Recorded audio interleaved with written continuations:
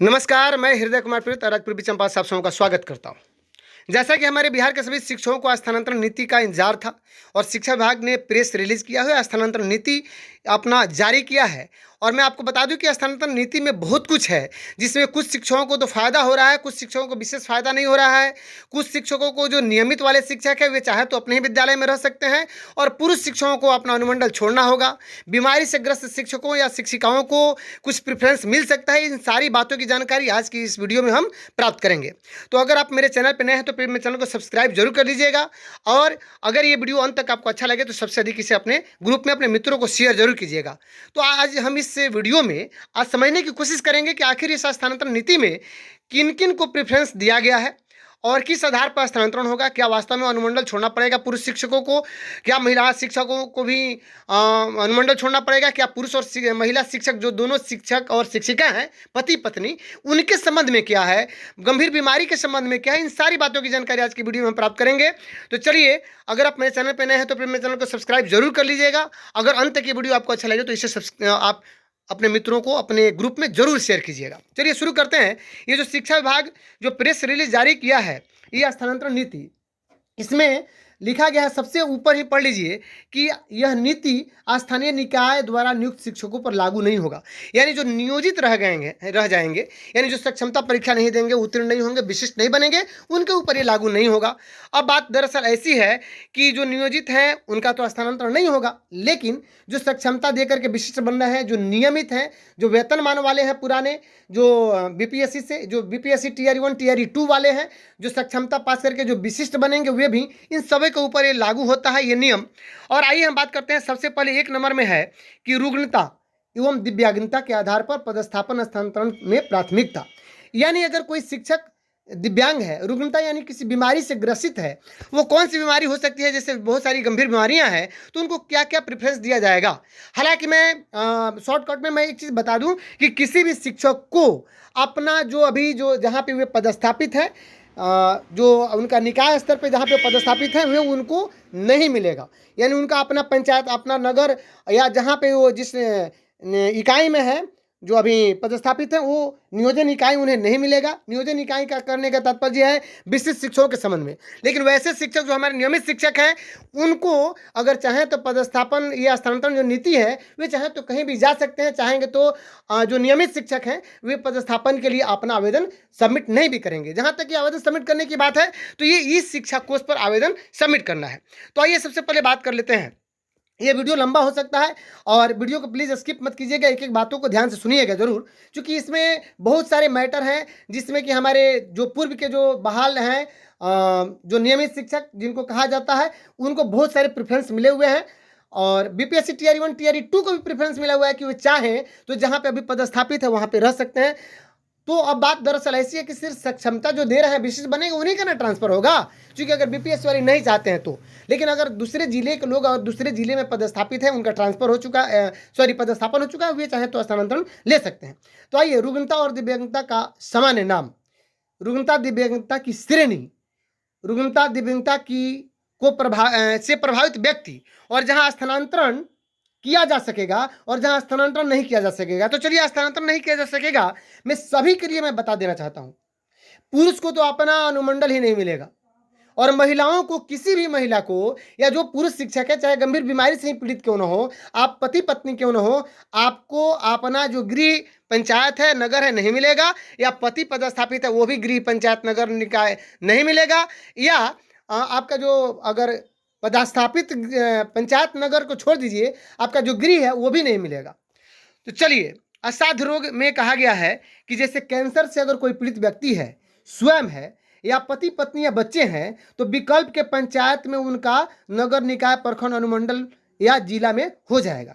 उनको अनुमंडल चेंज नहीं करना पड़ेगा, विकल्प के तौर पर उनका पंचायत मिलेगा। लेकिन कहाँ नहीं मिलेगा, तो उनके अपने गृह जहां उनका घर है वहां नहीं मिलेगा, या जो पदस्थापित जगह है वहां नहीं मिलेगा। ऐसा भी हो सकता है कि बहुत सारे शिक्षक अपने, उनका घर भी वहीं पे है और पदस्थापित प्रखंड या नगर इकाई या प्रखंड इकाई या नगर पंचायत भी वहीं है, तो उनको छोड़ना पड़ेगा, त्यागना पड़ेगा। यानी दूसरे नगर पंचायत, नगर निकाय को लेना पड़ेगा, यानी दूसरे जगह उनकी पदस्थापन होगी। अब आइए बात कर लेते हैं ये शिक्षक हो गए या उनकी पति पत्नी, किसी को भी कैंसर की बीमारी है। दूसरा है कि गंभीर रुग्णता, यानी किडनी अगर जिनका खराब है, डायलिसिस जिनका होता है, किडनी या ट्रांसप्लांट, या हृदय रोग से पीड़ित हैं, जन्मजात हृदय रोग से, या बाईपास सर्जरी जिनका हुआ है, या जिनका वॉल्व लगा हुआ है, रिप्लेसमेंट स्टेंट लगना, जैसे कि हमारे यहाँ विजय जी हैं, या लीवर जिनका रोग, लीवर या सिरोसिस लीवर ट्रांसप्लांट हुआ है, वैसे लोगों के संबंध में कहा गया है कि वो अगर स्वयं उनका हुआ है, या उनके पति पत्नी का हुआ है, या उनके बच्चों का हुआ है, अगर किडनी में, जहां तक हृदय रोग में स्वयं या पति पत्नी बच्चे हैं, या किसी भी इन तीनों में अगर कोई ग्रसित है इन तीनों से, तो वे जहां अपना विकल्प देंगे उनको वही विकल्प मिलेगा, वो चाहे पंचायत हो, नगर हो, या प्रखंड या अनुमंडल, जो भी देना चाहते हैं। लेकिन उनका अपना नगर जो गृह जो निकाय है, यानी गृह जो आवास है उनका, कहने का मतलब उनका जो घर है वो नहीं मिलेगा। प्रखंड इकाई, नियोजन इकाई भी नहीं मिलेगा जहाँ पे वो पदस्थापित हैं, यानी पदस्थापन का जगह नहीं मिलेगा, और स्वयं के गृह या पंचायत नगर निकाय उनको नहीं मिलेगा, या पति पत्नी का जो भी हो। अब आइए, कोई पत्नी अगर है, कहने का तात्पर्य ये भी है कि शादी उनका अगर मुजफ्फरपुर से अगर पूर्वी चंपारण में हो गया, अगर वे कैंसर रोग से पीड़ित हैं, तो उनका जो है अपना जो मुजफ्फरपुर में जहाँ उनका पंचायत होगा वो नहीं मिलेगा, दूसरा पंचायत मिल सकता है। अब आइए, दिव्यांगता के आधार पर, ये हो गया था आपको जो ऊपर पढ़ रहे थे, ये असाध्य रोग, गंभीर रुग्णता। अब आइए, तीसरा नंबर है दिव्यांगता के आधार पर। दिव्यांगता के आधार पर कहता है कि अगर मूक बधिर है, या अस्थि विकलांगता है, जो बहुत दिव्यांग है, तो ऐसी परिस्थिति में अगर कोई टीचर है, या उनकी पति या पत्नी है, या उनके बच्चे हैं, तो उनका विकल्प के जो पंचायत नगर निकाय, जो प्रखंड अनुमंडल, जो भी अपना जिला देंगे उनको मिल जाएगा। लेकिन बात वहीं आती है फिर कि उनका स्वयं का गृह पंचायत नगर निकाय नहीं मिलेगा, है ना, यानी जो पदस्थापित है वो नहीं मिलेगा। यानी सबका ट्रांसफर हर हाल में होना है, सिर्फ जो नियमित शिक्षकों को और बीपीएससी टीआरई 1 टीआरई 2 को छोड़ करके बाकी सबका अपना गृह पंचायत या जो हाँ पदस्थापित है छोड़ना ही पड़ेगा। जो विशिष्ट बनने वाले हैं, अब जो विशिष्ट नहीं बनने वाले हैं उनका तो ट्रांसफर नहीं होना है। आइए, ऑटिज्म यानी मानसिकता की जो बात करते हैं, दिव्यांगता, इसमें कह रहा है कि विविध प्रकार के ऑटिज्म यानी मस्तिष्क जो पक्षाघात, जैसे बहुत सारे ऐसे लोग होते हैं जिनको इस तरह की बीमारी होती है, सेरिब्रल पाल्सी एवं अन्य गंभीर मानसिक दिव्यांगता अगर है, तो पति पत्नी या बच्चे हैं तो उनको भी उनका जो विकल्प देंगे वो जगह मिल जाएगा, उनका पंचायत नगर निकाय प्रखंड अनुमंडल मिल जाएगा, लेकिन अपना खुद का पंचायत नगर निकाय को छोड़ करके उनको देना होगा, और जहाँ पदस्थापित जगह है उसको छोड़ करके। अब आइए, शिक्षक का प्रकार। अब ये दूसरे तरह के हो गए। ये तो हो गया कि जिनको बीमारी था उनके साथ ये प्रॉब्लम थी। अब जिनको बीमारी नहीं है उनके साथ ये प्रॉब्लम, उनकी बात हम कर देते हैं कि जैसे कि विधवा एवं प्रत्यक्ष शिक्षिका, तो ऐसी भी शिक्षिका हैं जो विधवा है या पति उनका छोड़ चुका है। वैसी परिस्थिति में सभी विधवा एवं प्रत्यक्ष शिक्षिका के लिए है कि विकल्प का जो पंचायत नगर निकाय या प्रखंड अनुमंडल जो जिला है उनको मिल जाएगा, लेकिन उनका स्वयं का गृह नहीं मिलेगा, है ना, या पति के गृह पंचायत नगर निकाय वर्तमान पदस्थापन के पंचायत नगर निकाय नहीं मिलेगा। अगर उनका पति भी है तो, पति अगर पदस्थापन कार्यरत हैं तो, यानी उनको अपना जो पंचायत या गृह नहीं मिलेगा, पदस्थापित जगह भी नहीं मिलेगा, यानी बाकी दूसरे जगह विकल्प के जगह मिल सकते हैं, अपना जगह छोड़ना पड़ेगा। महिला शिक्षिका, महिला शिक्षिका जो मतलब स्वस्थ हैं, जो कोई दिक्कत नहीं है, महिला होने के नाते विकल्प के आधार पर उनको अपना जो भी वो देंगे वो अनुमंडल में रह सकते हैं, विकल्प के आधार पर अपने ही अनुमंडल में रहेंगे, उनका जो पंचायत है नगर निकाय या प्रखंड जो देंगे वो मिल जाएगा। लेकिन वर्तमान में जो पदस्थापित जो इकाई है, जो पंचायत हो, नगर हो या प्रखंड हो, उसको उन्हें छोड़ना पड़ेगा, और स्वयं के गृह को, यानी जो गृह उनका घर है जिस प्रखंड में या पंचायत में या नगर इकाई में हो, तो ये भी छोड़ना पड़ेगा। यानी दो जगह छोड़ करके महिलाएं कहीं जा सकती हैं। यानी अनुमंडल है तो 10 12 14 पंचायत होते हैं, कहीं जा सकते हैं, उसमें कोई बड़ी बात नहीं है। तो महिलाओं के लिए एक बहुत बड़ी प्रेफरेंस है। अब आइए बात कर लेते हैं, लेकिन और भी लोगों के लिए प्रेफरेंस है, मैं आगे बताऊँगा। अब आइए, शिक्षिका के पति के पदस्थापन के आधार पर। अब बताइए, शिक्षिका के पति के पदस्थापन के आधार पर, मान लीजिए कोई महिला है और शिक्षिका का पति है, उस परिस्थिति में क्या होगा? पति के पदस्थापन स्थल के आधार पर तो उनका किया जाएगा, विकल्प के उनको पंचायत प्रखंड नगर मिल जाएगा, लेकिन स्वयं के गृह पंचायत नगर निकाय, पति के गृह पंचायत नगर निकाय स्वयं एवं पति के वर्तमान पदस्थापन के पंचायत नगर निकाय उनको नहीं मिलेगा। जो वर्तमान में वो पदस्थापित है पति, वो भी जगह नहीं मिलेगा उनको, और जो गृह है उनका घर है जिस प्रखंड या नगर में, वो भी उनको नहीं मिलेगा। तो शिक्षिका के पति के पदस्थापन के आधार पर भी ये होगा।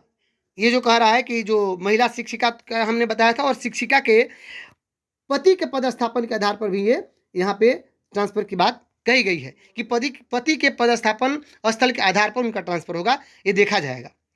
पुरुष शिक्षक, जाइए अब आइए, सबसे इंपॉर्टेंट बात है कि पुरुष शिक्षकों का क्या होगा। जो स्वस्थ हैं, जिनको कोई बीमारी नहीं है और किसी असाध्य रोग से पीड़ित नहीं है, उन पुरुष शिक्षकों को के लिए सबसे बड़ी बात है कि आपको अपना गृह अनुमंडल छोड़ना पड़ेगा। जैसे अगर मैं अरेराज अनुमंडल में हूं तो मुझे अरेराज अनुमंडल छोड़ करके चकिया जाना पड़ेगा, मोतिहारी जाना पड़ेगा, या आपको ढाका जाना पड़ेगा, यानी दूसरे अनुमंडल में जाना पड़ेगा।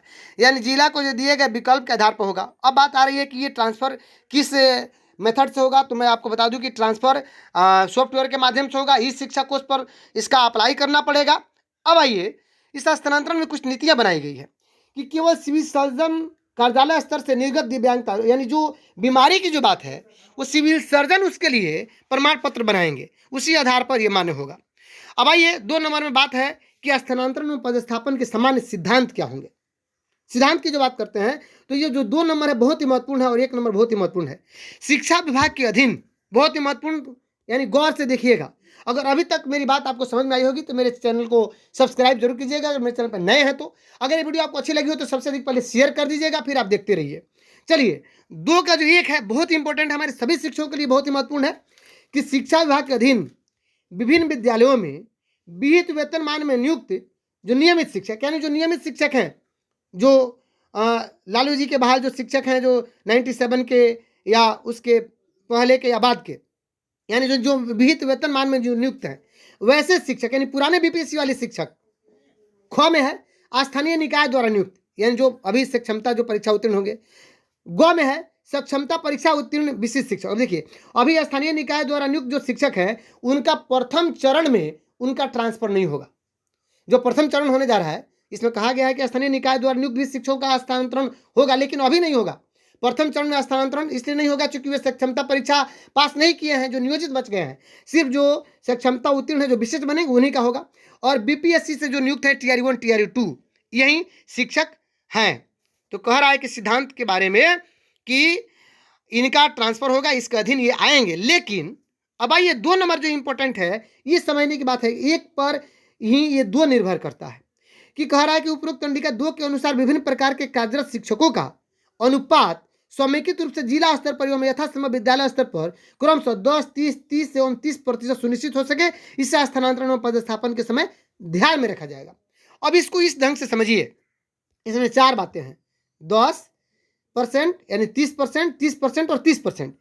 ये जो बाकी जो 30% लास्ट वाले हैं, ये 30 हैं जो नियोजित हैं उनके लिए, विशिष्ट के लिए और बीपीएससी टीआरई 1 टीआरई 2 के लिए। यानी हर विद्यालय में कम से कम 30% का ख्याल रखा जाएगा। लेकिन 10% कौन है, तो 10% वे शिक्षक हैं जो अब लगभग उनको बिहार सरकार डाइंग कैडर करार कर चुकी है। सुप्रीम कोर्ट में भी कहा है बिहार सरकार ने कि ये डाइंग कैडर है, यानी जो नियमित हमारे बहाल जो शिक्षक हैं उनके लिए 10% की बात इसमें की गई है। यानी हर विद्यालय में कम से कम, अगर 10% की बात करूं तो 10 अगर शिक्षक है तो कम से कम 1 पुराने नियमित होंगे, 3 आपको होंगे विशिष्ट होंगे। 10 के आधार पर लेते हैं तो 1 पुराने नियमित, 3 विशिष्ट, 3 नियोजित और 3 बीपीएससी वाले होंगे टीचर।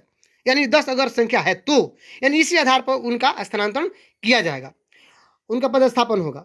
अब बात आ रही है, इसमें भी महिलाओं के लिए कहा गया है कि किसी भी विद्यालय में महिलाओं की संख्या 70% से अधिक नहीं होगी।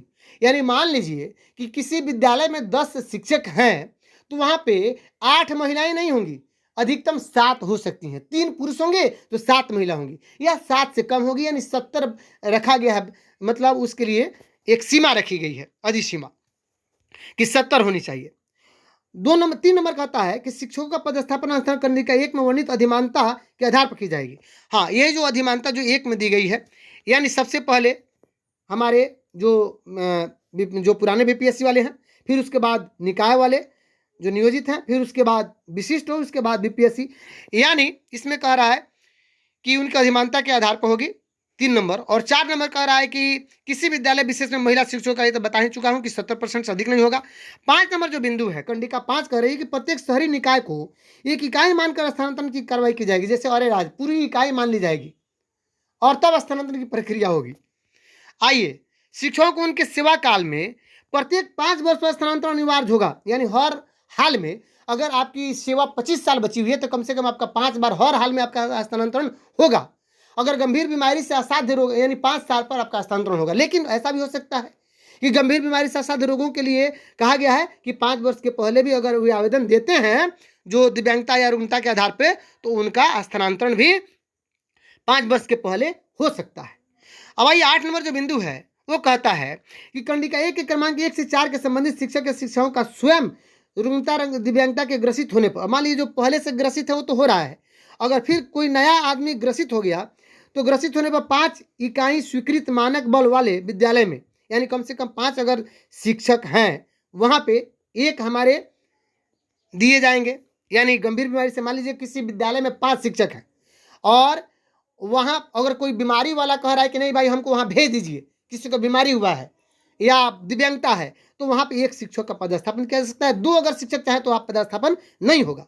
ठीक उसी प्रकार 10 इकाई अगर जहां 10 है वहां पे 2 व्यक्ति को वहां पे भेजा जा सकता है, बीमारी वाले के लिए या दिव्यांगता वाले के लिए। यानी ट्रांसफर में भी ये देखा गया है कि बीमारी और दिव्यांगता को भी लिया गया है कि ये नहीं कि अधिकतर बीमार और दिव्यांग जो हमारे शिक्षक एक विद्यालय में पदस्थापित हो जाए, नहीं, कम से कम 5 अगर शिक्षक हैं तो एक दिव्यांग या बीमारी से ग्रसित वहां पे शिक्षक या शिक्षिका वहां पे पदस्थापित होंगे। ठीक उसी प्रकार 10 इकाई से अगर अधिक है तो वहां पे 3 का पदस्थापन होगा। 10 से अगर अधिक है तो 3 हमारे बीमारी वाले या जो दिव्यांगता वाले हैं। तो बहुत महत्वपूर्ण ये बिंदु है। हमारा जो 8 नंबर बिंदु है बहुत ही महत्वपूर्ण है। जिस तरह हमारा 1 नंबर बिंदु था जो कह रहा था कि किन किन का पदस्थापन होगा, 2 नंबर बिंदु था जो बता रहा था कि 10, 30% क्या है, और 8 नंबर बिंदु बता रहा है कि हाँ बीमारी से ग्रसित शिक्षकों का ट्रांसफर वगैरह तो होना है, लेकिन उनके लिए कारण ये है कि क्या करना होगा कि उनको जो जहाँ पे रिक्ति होगी उसी के हिसाब से होगा, शिक्षकों के संख्या बल के आधार पर होगा। आइए 9 नंबर देख लेते हैं क्या है। 9 नंबर कहता है विकल्प प्राप्त होने के उपरांत सर्वप्रथम उपरोक्त कंडिका 1 के अनुसार ऑर्डर, यहाँ पे ऑर्डर को ध्यान में रखते हुए वेतनमान युक्त नियमित शिक्षक, सक्षमता उत्तीर्ण शिक्षक, टीआरई द्वारा नियुक्त शिक्षक को विकल्प के आधार पर इसी क्रम में अवसर दिए जाएंगे। यानी सबसे पहले एक में जो सबसे पहले किसको, नियमित को, फिर उसके बाद सक्षमता उत्तीर्ण शिक्षक को, फिर उसके बाद टीआरई 1, 2 को। यानी देखिए इसमें भी प्रेफरेंस दी गई है, यानी नियमित वालों को पहले, उसके बाद विशिष्ट वालों को ये वरीयता दी गई है। टीआरई बीपीएससी टीआरई 2 के पहले विशिष्ट को ध्यान में रखा गया है कि उनका ट्रांसफर होगा। मान लीजिए 2 शिक्षक अगर चाहते हैं एक ही विद्यालय में ट्रांसफर कराना, एक हमारे 3 शिक्षक चाहते हैं, मान लीजिए कोई नियमित है, कोई विशिष्ट है और कोई आपको बीपीएससी टीआरई 1 टीआरई 2 है, तो ऐसी परिस्थिति में सबसे पहले नियमित वाले को मौका दिया जाएगा। अगर नियमित वाले नहीं चाहता है तो विशिष्ट वाले को मौका दिया जाएगा, अंत में बीपीएससी टीआरई या टीआरई 1 या 2 वाले को मौका दिया जाएगा। तो इसमें यह भी है 9 नंबर जो है बहुत ही महत्वपूर्ण है, जो ऑर्डर ऑफ प्रेफरेंस कह रहा है कि किस ऑर्डर में इनकी वरीयता सूची जो शिक्षक श्रेणीवार होगी, यानी कैसे इनको वरीयता दी जाएगी स्थानांतरण के लिए और पदस्थापन के लिए। आइए इसी क्रम में अवसर दिया जाएगा। जिला स्तरीय वरीयता सूची शिक्षक श्रेणीवार होगी, यानी जिला स्तरीय जो वरीयता सूची बनेगी वो शिक्षक श्रेणीवार होगा, यानी इसी श्रेणी से होगा जैसे नियमित बीपीएससी पुराने वाले, फिर उसके बाद विशिष्ट, उसके बाद आपको आ गए टीआरई 1 टीआरई 2, चूंकि इसमें नियोजित शिक्षकों के बारे में बात नहीं की गई है। आइए ये 10 नंबर जो है ये क्या कह रहा है। 10 नंबर बिंदु कह रहा है कि शिक्षकों से स्थानांतरण या पदस्थापन का विकल्प प्राप्त किया जाएगा। शिक्षकों को 10 विकल्प देने का अवसर होगा, यानी 10 विकल्प उसमें शिक्षकों को मिलेगा, यानी वे आप चाहें तो 10 जगह का अवसर 10 जगह का अपना दे सकते हैं कि हाँ हमारा ट्रांसफर यहाँ हो जाए। यथासंभव उन्हें निकटतम अनुमंडल या निकटतम जिला में, यानी शिक्षकों को निकटतम जो उनका अनुमंडल है, दूसरा बगल का अनुमंडल या बगल का जिला, उसी में पदस्थापित किया जाएगा। आइए 11 नंबर बिंदु क्या कह रहा है कि किसी भी तरह की स्थानांतरण पदस्थापन प्रतिनियुक्ति की कार्रवाई सॉफ्टवेयर आधारित एप्लीकेशन के माध्यम से ही की जाएगी। रिक्ति की गणना शिक्षा का अधिकार, मैंने पहले भी कहा था कि शिक्षा का अधिकार अधिनियम से मैंने एक वीडियो बनाया था जिसमें कहा था कि शिक्षा का अधिकार अधिनियम के आधार पर और राइट टू जो एजुकेशन इसी आधार पर शिक्षकों का पदस्थापन होगा। और मैं दावे के साथ कह रहा हूं कि आप सभी जानते हैं कि प्रखंड स्तर पर इसकी सूची ले ली गई है कि इस विद्यालय में कितने शिक्षक को भेजना है, कितना नियमित चाहिए, कितना नियोजित चाहिए, कितना हेडमास्टर चाहिए। हेडमास्टर तो एक ही चाहिए सभी विद्यालयों में, तो इसकी भी सूची ले ली गई है। जहाँ पे ऑलरेडी हमारे नियमित है वहाँ पे रिक्त रखा गया है हेडमास्टर और प्रधान शिक्षक के जो पद हैं उसको।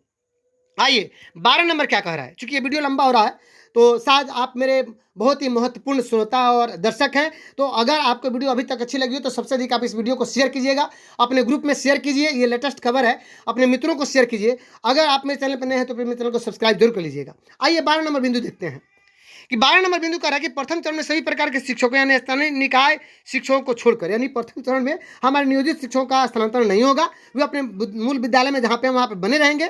स्थानांतरण पदस्थापन मुख्यालय स्तर पर की जाएगी, और एक किस स्तर पर की जाएगी? मुख्यालय स्तर पर। अब आइए, ये 12 का जो क है बहुत ही महत्वपूर्ण है, इतना महत्वपूर्ण है कि पूछिए मत। मैं आपको बता दूं, ये कहता है कि नियमित शिक्षक यानी जो पुराने वाले बीपीएससी टीआरई 1 एवं 2, यानी पुराने वाले सिर्फ नियमित शिक्षक में पुराने वाले बीपीएससी ही नहीं है बल्कि 34,540 वाले भी शामिल हैं जो वेतनमान पे हैं, इनको कह रहा है। और बीपीएससी टीआरई 1 टीआरई 2 को कह रहा है ये नियमावली कि ये चाहें तो विकल्प नहीं देंगे, और जहां पे अभी वर्तमान में पदस्थापित हैं वहीं पे रहेंगे, चाहे तो विकल्प नहीं देंगे, वर्तमान विद्यालय में ही हुए यथावत बने रहेंगे, और चाहेंगे तो विकल्प देंगे, तब उनके विकल्प पर विचार किया जाएगा। और जब विकल्प नहीं देंगे इस शिक्षा को सबसे, तो उनके विकल्प पर विचार नहीं किया जाएगा। आइए ख पे बात करते हैं। प्रथम चरण से के इस स्थानांतरण या पदस्थापन की कार्रवाई में सक्षमता उत्तीर्ण शिक्षक एवं बीपीएससी टीआरई शिक्षक के लिए राज्य स्तरीय वरीयता के आधार पर अवसर प्रदान किए जाएंगे। अब देखिए, अब ये जो विशिष्ट शिक्षक जो बन रहे हैं, यह जिला स्तर पर नहीं, ये कह रहा है कि राज्य स्तरीय वरीयता बनेगा इनका, यानी स्टेट लेवल पर इनका मेरिट लिस्ट बनेगा, सीधे स्टेट लेवल पर। अगर कोई गलती करते हैं, हमारे जो बीपीएससी टीआरई 1 टीआरई 2 के शिक्षक रहे हैं या सक्षमता उत्तीर्ण जो विशिष्ट शिक्षक होंगे, अगर बहुत सारी अनियमितता करने के बाद उनको दूसरे जिले में ही भेज दिया जाएगा। इस तरह का प्रावधान रखा गया है, आगे इस पर मैं चर्चा करूंगा। चलिए अब आइए 13 नंबर बिंदु देखते हैं। उपरोक्त कंडिका 2 का 12 के आलोक में की गई कार्रवाई के उपरांत भविष्य में जिले के अंदर स्थानांतरण या पदस्थापन की जो कार्रवाई है वह कहा जा रहा है कि इसमें आरटीई यानी यही शिक्षा का अधिकार, राइट टू एजुकेशन माने के अनुरूप छात्र शिक्षक अनुपात में विभिन्न श्रेणी के शिक्षकों के मध्य संतुलन को ध्यान में रखते हुए जिला स्थापना समिति के द्वारा की जाएगी, जिसका स्वरूप निम्नवत होगा। तो चलिए, ये 2 का जो 12 कह रहा था, यानी जो भी ट्रांसफर की जो प्रक्रिया है 1, 2, यानी मुख्यालय स्तर पर, जिला स्तर पर या स्टेट स्तर पर कैसे बनेगा वरीयता, तो ये कहा जा रहा है कि इसके लिए जो कमेटी है वो जिला स्तर पर निम्न प्रकार से होगी। जिला अधिकारी इसके अध्यक्ष होंगे, डीएम साहब, उसके बाद डीडीसी यानी उप विकास आयुक्त इसके सदस्य हैं, और जो जिला शिक्षा पदाधिकारी जिनको डीओ हैं वे सदस्य सचिव हैं, बाकी डीपीओ भी सदस्य हैं। जिला पदाधिकारी द्वारा अनुसूचित जाति या जनजाति श्रेणी के मनोनीत एक पदाधिकारी जो हैं वो भी सदस्य हैं। जिला पदाधिकारी द्वारा मनोनीत एक महिला वरीय उप समाहर्ता यानी एडीएम जो रैंक के लोग होंगे वो भी सदस्य हैं, और जिला पदाधिकारी द्वारा मनोनीत एक अल्पसंख्यक पदाधिकारी भी होंगे, वो भी सदस्य होंगे यानी उस कमेटी के। आइए, ये जो 14 देखिए, 14 जो कह रहा है कि उपरोक्त कंडिका 2 के 12 के आलोक में की गई कार्रवाई के उपरांत भविष्य में शिक्षकों का प्रमंडल के भीतर, अब देखिए, अब अगर अनुमंडल परमंडल, जैसे बिहार में आपको 9 कमिश्नरियाँ हैं, तो अगर उस आधार पर अगर इनका प्रमंडल हो स्तर पर इनका अगर ट्रांसफर होता है, तो उस स्तर पर ये प्रमंडल स्तर पर एक टीम गठित की गई है, यानी प्रमंडलीय जो आयुक्त हैं, है ना, उनको अध्यक्ष बनाया गया है। प्रमंडल के सभी जिला पदाधिकारी उसके सदस्य हैं, प्रमंडल के सभी डीडीसी सदस्य हैं, प्रमंडल के सभी जिला शिक्षा पदाधिकारी सदस्य हैं, और प्रमंडलीय मुख्यालय के जिला शिक्षा पदाधिकारी यानी जिस जो प्रमंडल का जो, जैसे मुजफ्फरपुर का जो प्रमंडल है उसका जो जिला शिक्षा पदाधिकारी होंगे वो सदस्य सचिव होंगे। तो इस प्रकार से ये कमेटी बनाई गई है। अब आइए 15 नंबर बिंदु देख लेते हैं कि 15 नंबर बिंदु कहता है कि उपरोक्त कंडिका 2 के 12 के आलोक में की गई कार्रवाई के उपरांत भविष्य में शिक्षकों का अंतर जिला अंतर प्रमंडल स्थानांतरण मुख्यालय द्वारा किया जाएगा, इसे तो गठित समिति का स्वरूप निम्नलिखित होगा। अब देखिए, उपरोक्त कंडिका 2 के 12 के अनुसार 2 के 12 क्या था, आइए देख लेते हैं 2 का 12 क्या था। 2 का 12 ये था, कह रहा था कि जो हमारे जिला स्तर पर जो बनेगा क्या चीज़, वरीयता बनेगी जो जिला स्तर पर, और कोई शिक्षक चाहते हैं नियमित नहीं देने के लिए अगर विकल्प नहीं देते हैं ट्रांसफर का, इसी पर बात की गई है। उसमें क और ख 2 मैटर था, इसी पर कह रहा है कि इसके लिए भी एक टीम कमेटी गठित की गई है कि वरीयता कौन का गठित समिति का स्वरूप क्या होगा, कि सचिव शिक्षा विभाग सीधे अध्यक्ष होंगे, निदेशक प्राथमिक शिक्षा वो सदस्य होंगे, और निदेशक माध्यमिक शिक्षा भी सदस्य होंगे, यानी ये राज्य स्तर पर की बात हो गई।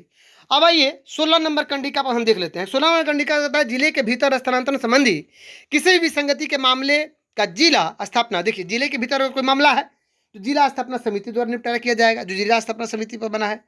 स्थानीय राजनीति में अगर कोई व्यक्ति कोई टीचर संलिप्त हो जाता है, उसके ऊपर वित्तीय अनियमितता आ जाती है, नैतिक अधमता, कोई अगर नैतिक रूप से कोई गलत काम करते हैं, जैसे मोरल, जिसको इसमें टर्पिट्यूड कहा गया है, अथवा गंभीर आरोप प्रमाणित होने की स्थिति में विद्यालय एवं छात्र शिक्षक हित में स्थानांतरण होगा। चूंकि नियमावली में भी है, 2000 जो अभी नियमावली आई थी जो विशेष शिक्षकों के लिए, उसमें भी था कि अगर इस तरह की बात है तो सीधे प्रमंडल स्तर पर उनका ट्रांसफर कर दिया जाएगा। स्थानांतरण प्रमंडलीय आयुक्त निदेशक द्वारा जिले से बाहर किया जाएगा सीधे। अगर अपने जिले में कोई अगर मान लीजिए अनियमितता में गंभीर घोटाला करते हैं, किसी गलत काम में पकड़ जाते हैं, तो प्रमंडल स्तर पर उनका ट्रांसफर होगा। आइए, जो 10, 5, 15, 18 नंबर बिंदु कह रहा है, ये 17 नंबर बिंदु था कि इस नीति के इतर, यानी अगर इस नीति के अलावा प्रशासनिक कारणों को अभिलिखित करते हुए जिला पदाधिकारी, प्रमंडलीय आयुक्त एवं विभाग द्वारा प्रशासनिक दृष्टिकोण से शिक्षकों का स्थानांतरण किया जा सकेगा। यानी इस नियम के अलावा भी यह अधिकार दे दिया गया है कि इस नीति के इतर अगर कोई प्रशासनिक कारण बनता है तो वहाँ पे जिला पदाधिकारी ट्रांसफर कर सकेंगे शिक्षकों का। सामान्यतः शिक्षकों की प्रतिनियुक्ति नहीं की जाती। देखिए, इसमें कहा गया कि शिक्षकों का डिप्यूटेशन नहीं होगा, जो डिप्यूटेशन होता था, डिप्यूटेशन जो वो नहीं होगा। अब उनकी प्रतिनियुक्ति नहीं होगी, लेकिन अगर बहुत ही जरूरी है, अति आवश्यक है, तो 3 माह के लिए उनकी प्रतिनियुक्ति होगी, 3 माह के लिए आदेश दिया जा सकेगा। इस आदेश के नवीकरण के संबंध में भी इस समिति द्वारा निर्णय लिया जा सकेगा। आइए, 20 नंबर बिंदु कहता है कि स्थानांतरण एवं प्रतिनियुक्ति संबंधी आदेश विभागीय पोर्टल से सॉफ्टवेयर आधारित ऑटो जनरेटेड फॉर्म, देखिए जो स्थानांतरण होगा, जो पदस्थापन होगा, ये सॉफ्टवेयर के माध्यम से होगा, ऑटो जनरेट फॉर्मेट होगा, ऑटोमेटिकली इनका ट्रांसफर होगा और अन्य किसी माध्यम से स्थानांतरण या प्रतिनियुक्ति आदेश नहीं निकाला जाएगा। तो चलिए, अच्छी बात है कि ये जो भी होगा ये सॉफ्टवेयर के माध्यम से होगा, ऑटो जनरेट होगा और ऐप इसमें पोर्टल के माध्यम से होगा, पोर्टल से सॉफ्टवेयर आधारित होगा। तो ये अच्छी बात है, क्योंकि इसमें कहीं से किसी की संलिप्तता नहीं होगी। बहुत सारे लोग पहुंच जाते हैं पैरवी करने के लिए उपरोक्त पदाधिकारियों के पास कि हमारा ट्रांसफर यहाँ पे कर दी जाए, तो इस तरह की व्यवस्था नहीं होगी। और देखिए, भविष्य में क्या क्या होता है ये अलग बात है। रास्ते निकालने वाले तो बहुत सारे लोग हैं, रास्ता निकाल ही लेते हैं। आइए, हम 3 नंबर बात कर लेते हैं। चूंकि ये जो प्रेस रिलीज है यहाँ पे और पीआरओ शिक्षा विभाग नीचे आज 6/10/2024 का हुई ये है, जबकि आज तारीख है 7 अक्टूबर है। 3 नंबर बिंदु कहता है कि विद्यालयवार स्वीकृत पदों की संख्या विभाग द्वारा संसूचित की जाएगी। मैं आपको बता दूं इसके बारे में कि संसूचित की जाएगी तो ठीक इन्होंने लिखा है, लेकिन ऑलरेडी ब्लॉक स्तर पर बहुत सारे सभी विद्यालयों के लिए कितने कितने शिक्षक चाहिए इसकी संख्या ऑलरेडी ली जा चुकी है हमारे हेडमास्टर्स के द्वारा। यानी हेडमास्टर जाकर के वहाँ पे ऑलरेडी ऑनलाइन पोर्टल पे ऑलरेडी इसकी एंट्री करा चुके हैं डाटा एंट्री ऑपरेटर के माध्यम से। आइए, अब आगे बात करते हैं कि सभी स्थानांतरण के आवेदन पत्र इस शिक्षा कोष के माध्यम, यानी जो भी हम अगर ट्रांसफर के लिए, पदस्थापन के लिए आवेदन देना चाहते हैं तो इस शिक्षा कोष के माध्यम से ऑनलाइन आवेदन प्राप्त किए जाएंगे। किसी प्रकार के फिजिकल डॉक्यूमेंट जो पूर्व में जमा किए गए हैं उन्हें भी ऑनलाइन आवेदन जमा करना होगा। और स्थानांतरण नीति से के संबंध में औपचारिक आदेश अलग से निकाला जा रहा है एवं इसे लागू करने की प्रक्रिया भी अलग से निर्गत किया जाएगा। अब दरअसल बात ऐसी है कि स्थानांतरण के लिए जो हमारी जो कमेटी बनी थी, जो पदस्थापन स्थानांतरण के लिए जो टीम बनी थी, जिनको रिपोर्ट देना था, रिपोर्ट देने में बहुत समय लग गया। लेकिन स्थानांतरण की नीति तो बन गई, लेकिन अब इसका इम्प्लीमेंटेशन कब होता है, ये लागू कब होगा, ये बहुत ही इंपॉर्टेंट बात है। क्योंकि हाल फिलहाल आने वाला 2025 में चुनाव है, बिहार विधानसभा का चुनाव, और इसको मध्य में रखते हुए देखिए क्या होता है क्या नहीं होता, अलग की बात है।